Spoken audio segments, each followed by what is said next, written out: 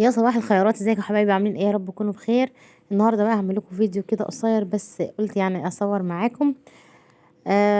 هنعمل اسرع صينيه بطاطس ممكن تعمليها في حياتك. انا كنت جايبه سردينه من السويقه، وكمان كانت حلوه كده وعجباني صراحه، فقلت كان بقالي كتير قوي نفسي فيها.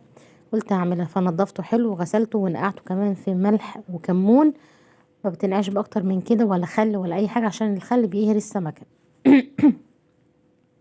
وبعد ما نقعته طبعا عملت له بقى الملح بتاعه. فلفل اخضر وكزبره وكمون وملح وفلفل اسود وخضره وقرن فلفل ودقوم وتوم ودقوم مع بعض، واحشي بيهم السمك. ما شاء الله كان مبطرخ، وما شاء الله كان جميل جدا. وكمان بقى عملت بقى الخلطه اللي تحته بطاطس وطماطم وبصل، وكمان تحط عليها شويه دقه. وبألف هنا وشفا حطيهم على النار، وعملت سلطه بابا غنوج كمان، وكمان دسيته في الفرن. وكمان شوية رز كده حلوين، وألف هنا وألف شفا على الكل يا رب. وكمان كانت وجبتنا كده سهلة وبسيطة. يا رب يكون الفيديو عجبكم، وكمان اعملوا شير وكمان لايك، وكمان دعوة حلوة من قلوبكم. مع السلامة.